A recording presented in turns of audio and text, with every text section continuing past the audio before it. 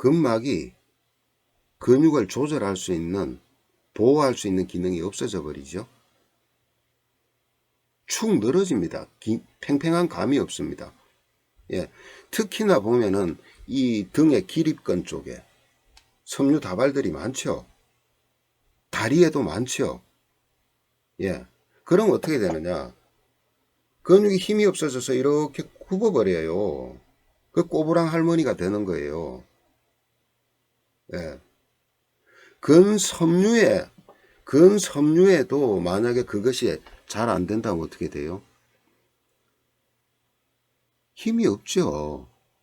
근섬유 같은 경우 특히나 어디에 많이 발생이 되냐면은 하지의 종아리 부분, 대퇴부 부분. 예. 그런데 힘이 하나도 없는 겁니다. 그 영양 공급이 없어서. 그래서 노인네들이 걷지를 못해요, 잘. 또 뭡니까? 하지 무력증 같은 것도 생기고, 섬유근통. 섬유근통이 왜 생기는가? 거의 대부분 기전이 근막과 근섬유에서 발생이 됩니다. 예. 근데 그걸 갖다 병명을 붙여놓은 걸 보면은, 물론 이제 정확한 병명으로 나온 것도 있지만, 대부분 증후군을 갖다 붙여버려요. 예. 원인을 모르겠다라기보다는요, 해결 방법이 뚜렷하지가 않은 겁니다. 예. 이것이 작동을 제대로 잘 할 수 있도록 하는 것이 수태음 습해 금경에서 나오는 태음습과 뭐예요? 족양명조 위토경에서 곰극과 회수의 시스템, 그 다음에 근섬유 다발 속에 힘줄 속에 기육이라 그럽니다. 동양의학에서는 그 힘줄을 부양한다, 자양한다 그러는데, 그것이 뭐냐? 힘줄, 근육의 에너지도 주면서 제 기능을 할 수 있도록 하고, 거기서 면역작용이 제대로 일어나고 영양 공급과 회수가, 노폐물 회수가 제대로 되고 하는 작용을 하는 것이 족태음습 비토경과 수양명조 대장금경이 하는 거예요.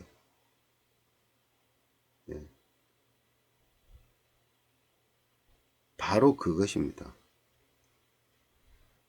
이 시스템이 무너졌을 때 근육이라는 것이 꼭 힘줄이 여기만 있습니까? 근육이, 조직이 아니잖아요. 장기도 다, 특히나 위장도 그렇고 이런 것들은 장들도 그렇고 근육 조직이 있잖아요. 그죠? 그러면 점액 부분은 수태음, 그 다음에 속에 있는 근육 부분은 족태음. 그죠? 그것을 림프가 공급이 되고 회수되는 것은 수양명과 족양명. 예, 이런 식으로 시스템화돼서 돌아가는 거예요. 예. 이것을 먼저 이해를 하지 않고는 이 두 경맥, 네 가지 경맥, 물론 그 유주선상에 해당되는 부위들도 다 거기에 이제 물론 장기의 기능이라든가 심지어는 뭐까지요? 뇌로 들어가니까 정신적인 문제라든가 이런 것까지도 다 연관이 되겠지만, 결정적으로 이런 역할을 한다는 겁니다. 뇌에는 림프가 없습니까? 있습니다. 몇 년 전까지만 해도 뇌에는 림프가 없다, 림프관이 없다라는 그런 생각을 가지고 있다가 바뀌었죠. 뇌에도 뇌세포가 죽고 나니까 신생 림프관이 생겨나더라. 그 논문이 결정적으로 사이언스지에 실렸습니다. 그렇듯이 전신에 퍼져 있어요. 전신에. 예를 들어서 뇌가 중풍을 맞든 뭐를 하든 사고를 당하든 그래가지고 뇌에 문제가 생겼어요. 그러면은 몸은 자동적으로 뭐가 일어나요?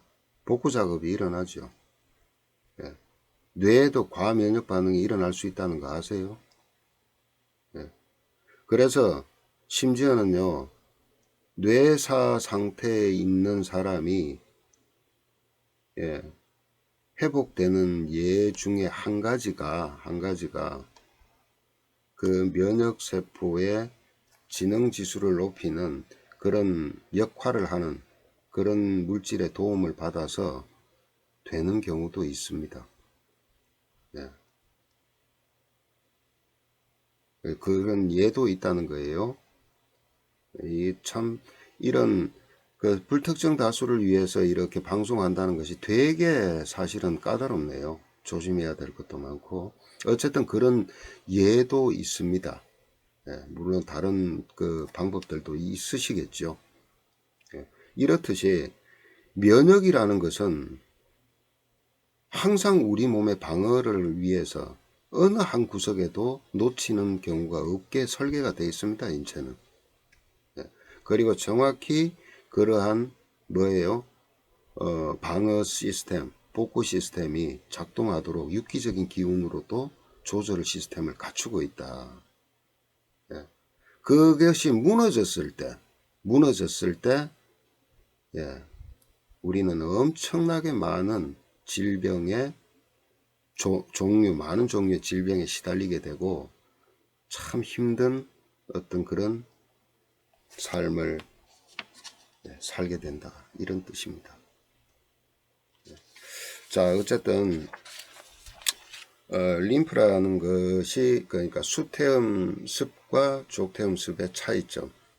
예, 이것이 조금 제가 드린 설명이 부족할 수도 있습니다. 부족할 수도 있지만 그 차이점을 분명히 알고 그 족태음 비경으로 들어가도록 하겠습니다.